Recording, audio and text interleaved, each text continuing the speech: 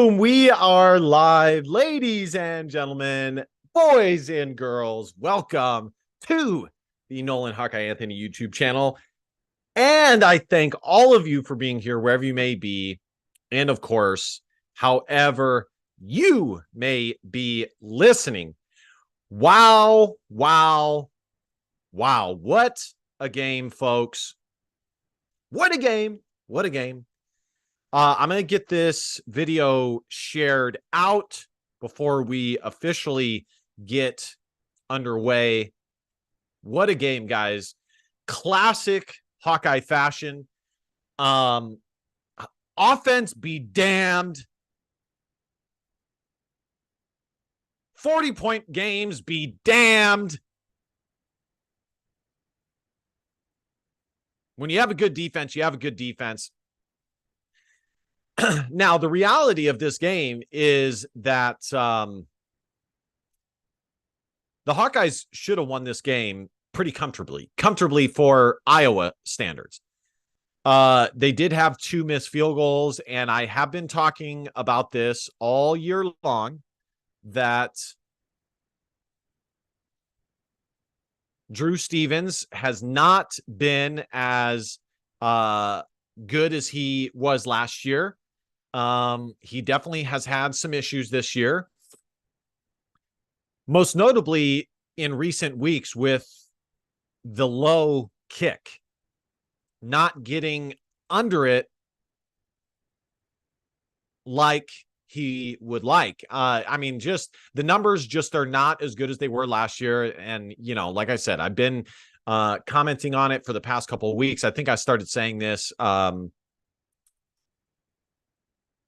probably I would say mid-season.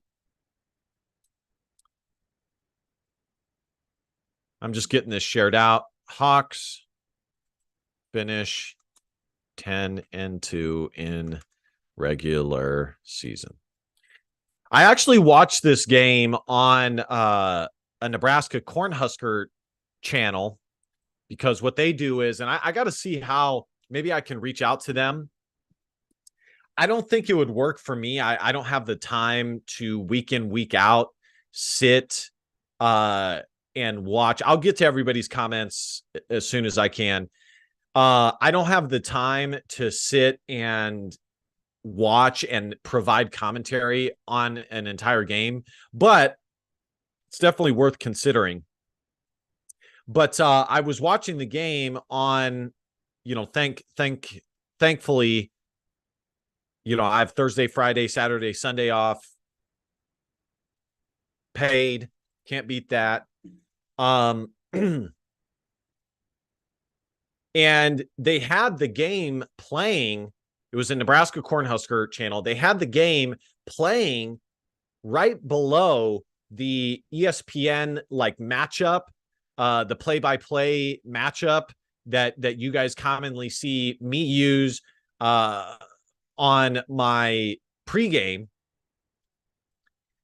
And their commentary was very interesting. You know, I would say that by and large, they had tons of respect for the Hawkeye program, specifically for the defense and Kirk Ferentz as a whole.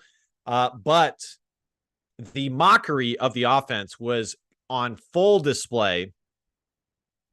And this is what I've been saying for weeks now, is that outsiders, when they see this Iowa football program, especially when it comes to the Associated Press, for what it's worth, there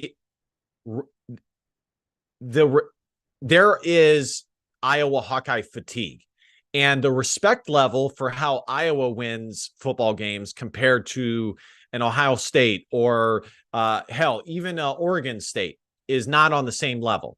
And so you'll have an Oregon State team that has 3 losses that's ahead of the Iowa Hawkeyes, you know, for that very reason. And it just, you know, it is what it is. I mean, there's Iowa Hawkeye fatigue. But anyways, guys, we got it all shared out. Like, comment, share, subscribe. Definitely like this video. Get this video pumped up.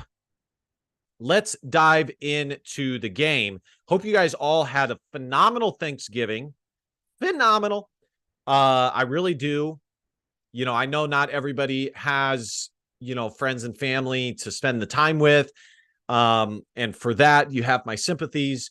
But for those who do and were able, and even if you don't, I hope you had a good day, and at least got some good food in you, maybe some good drink, whatever the case may be.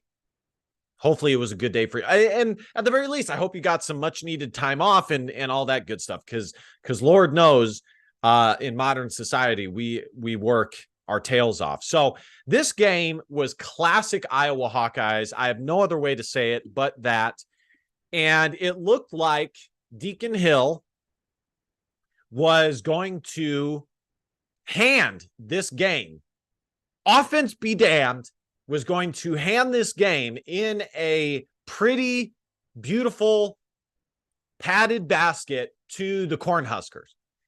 Not so fast. Of course, Ethan Herkett with the magical interception. I have no idea what Chubba Hurdy, what a name that is, Chubba Hurdy. I have no idea what he was thinking. And when I was watching the game on the Nebraska channel live, one of them said that he didn't think that Chubba saw him. That's the only thing that can explain why he threw that ball. The other guy was just in total disbelief. I don't know. I do know that at the college level, where the IQ level, the game IQ level is not as high as it is in the pros, when it comes crunch time, and this is why Iowa, and this is probably one of the smarter things that the Iowa coaching staff has figured out, when it comes to crunch time, fundamentals and discipline, especially at the college level, wins games. And Nebraska just has not had that this year, whereas Iowa has. And when it comes to Chubba throwing that ball, you could say that the pressure got to him. He forced it. He didn't see the guy. Who knows? I mean, only he knows what he did or did not see. But it was magical. I was watching the game. I was getting some sushi. I had the game on, and I'm getting sushi, and I throw up the, let's go. And I got everybody staring at me. It was a huge interception, huge. And then, of course, Iowa has one play to get the ball where they wanted it.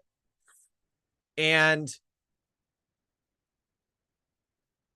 Iowa used a different kicker. They used a kicker. He's a transfer from Iowa Western. They had enough with Drew Stevens. They had enough. Everybody was stunned that Drew Stevens, maybe Drew Stevens had an injury, which is why he was kicking the ball not the best. Maybe he has an injury that we are unaware of. When it comes to kicking, it is as much mental as it is physical. And I know Drew Stevens added weight and muscle this offseason, but he just has not been as good as he was last year as a true freshman. And they went with somebody else. And you know what? I got to give the Hawkeyes credit for having the balls to go to a backup kicker who has not kicked a field goal or an extra point all year long and have him drill that field goal. I got to give credit. Honestly, I have to give credit. I was seeing if maybe I could find the INT to react to. Let's share this. Let's see what old Kirk has to say. Feel like to get a win in this way. He always really cries after games. Guys, they've been really resilient, and to find this way tonight, Herkett gets a pick. It's crazy. A defense lineman gets a pick, and then a unsung guy comes out and kicks a field goal. So it's kind of represented this team somehow, some way. We've won 10 games, and it's pretty good. I know you're emotional right now. You all have been through a lot this year. Yeah, Kirk, I'm right there with you. Somehow, some way, we have won 10 games. I'm right there with you, man. How much does this win mean to you? Well, they all mean a lot, you know that. I mean, you grew up in the profession, so It's hard to win first and foremost. It speaks to the kind of kids we have. I agree. These guys are they're fun to work with. They believe in themselves, believe in each other. They care about each other. So it's really just special. How close are you going to be watching that Michigan-Ohio State game tomorrow? I don't watch much TV, but I'm going to watch that one. So normally I wouldn't, but I would hope so. Vested interest this time. I know we're going to have to be good. I know that. Congratulations, Thanks Coach. very much, Stephanie. Oh, it's going to have to be a magical performance for Iowa to win that one. The defense is going to have to play lights out.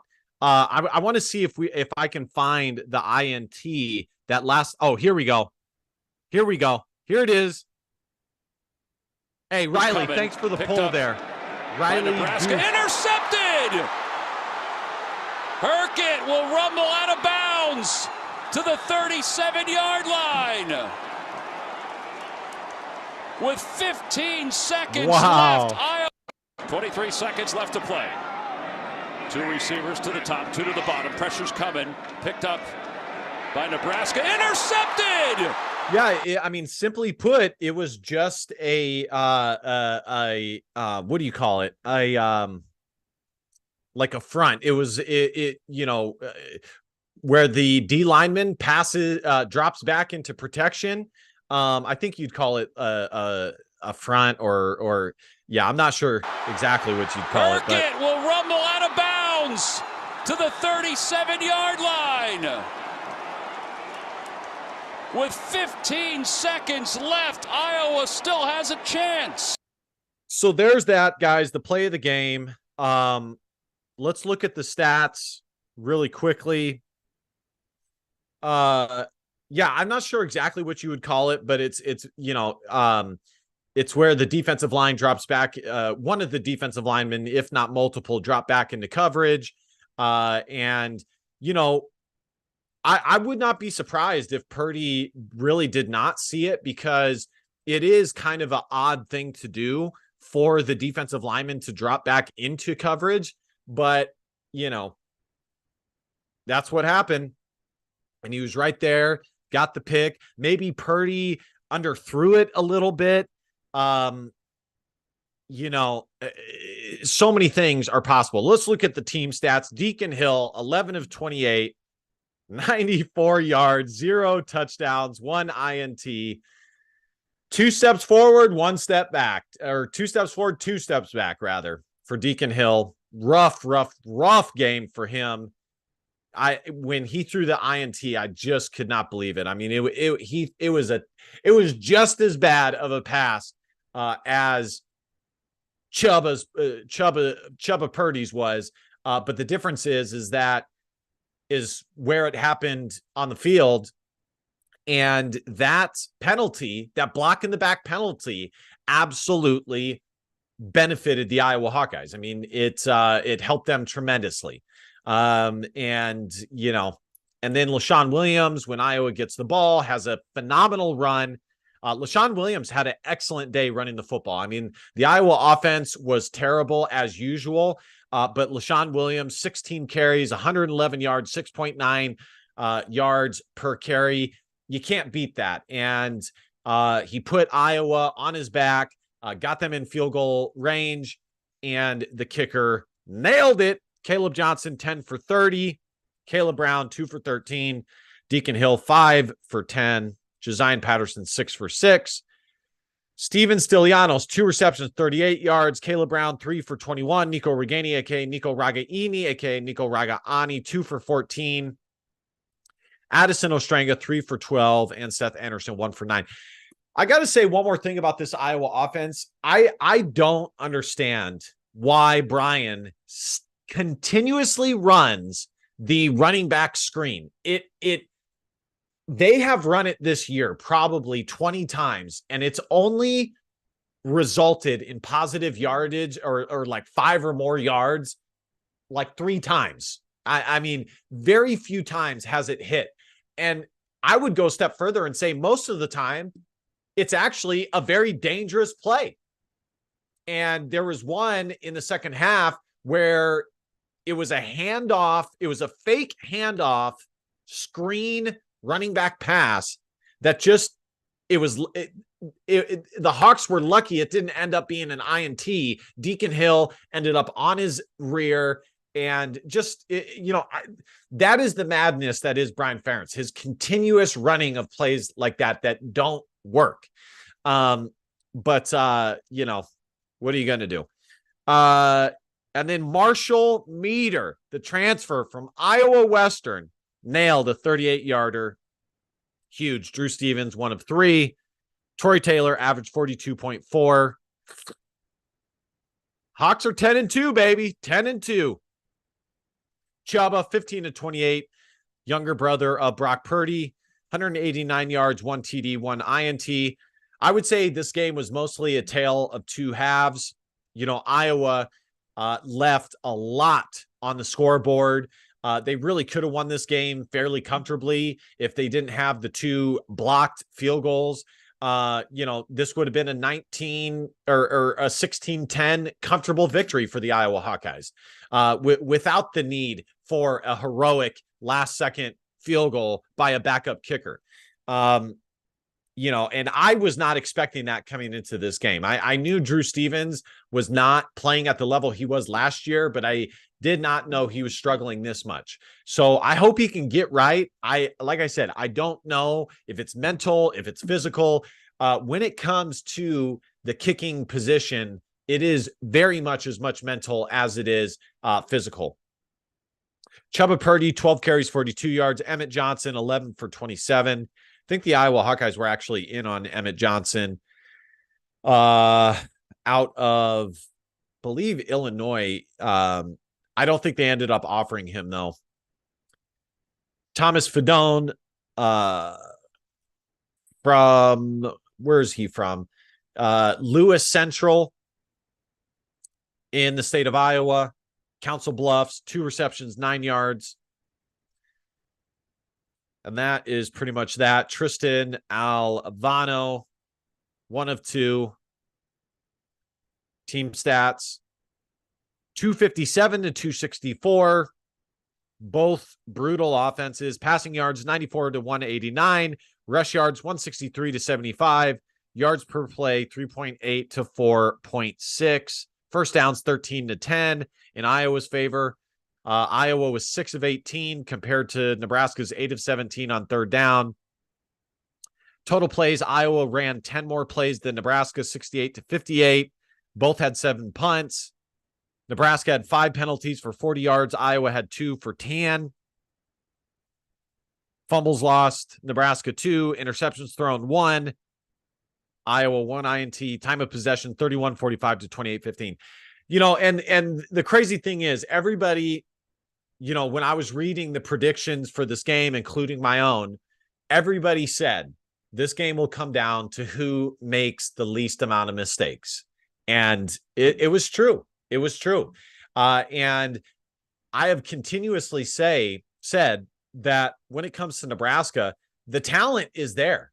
But when it comes to these big time games of meaning, they cannot protect the football. And that is why they lose these heartbreakers to teams like the Iowa Hawkeyes, because you cannot make mistakes against an above average opponent, or you can't make more mistakes than the other team has, unless you have an absolutely elite offense that can, make up for the turnovers.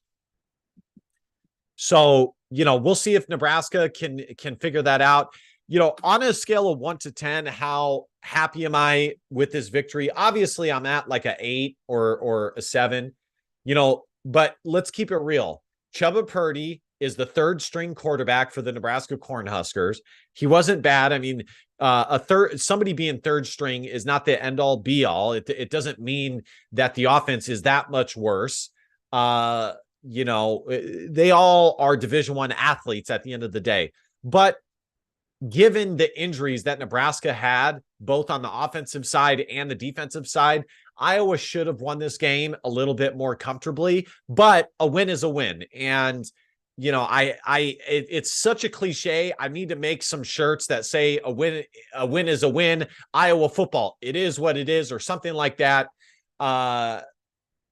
but it's true. I mean, a win is a win, and I'm happy Iowa is 10-2. It's a tremendous accomplishment.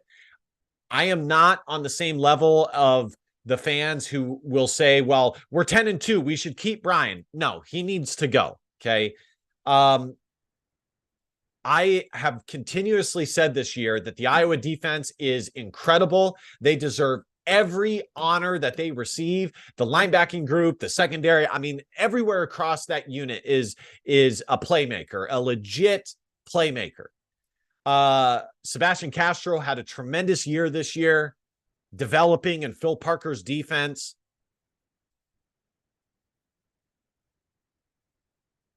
But the Hawkeyes win in spite of the offense, not because, and two wrongs don't make a right. Just because Iowa is 10-2 doesn't mean that you should also make another mistake in keeping Brian Ferentz. It's just not logical. They're non sequiturs. Okay. It is time to move on. And, this Iowa offense did not improve all year long. In fact, you can make the case that they regressed in a lot of regards. During the game, I'm going to switch over to the comments. During the game, when I was watching on the Nebraska Cornhusker channel, they said that Iowa is pretty much Nebraska. They're pretty much the same team. The difference is that Iowa has found a way to win, whereas Nebraska has not. Nebraska in these close games with a solid defense and a terrible offense did not find ways to win, but it could just as easily gone the other way. There were comments saying that Iowa is the worst 10-2 or worst 9-2 team in the history of college football. And you may have a case to be made about that. I mean, I'm not, but at the end of the day, they are 10-2. I remember the stat that was pulled up against Rutgers that Iowa is the first team since LSU to be a 7+ win team, averaging less than 20 points a game. I mean, it's incredible. It really is. It's astonishing what Iowa has been able to do.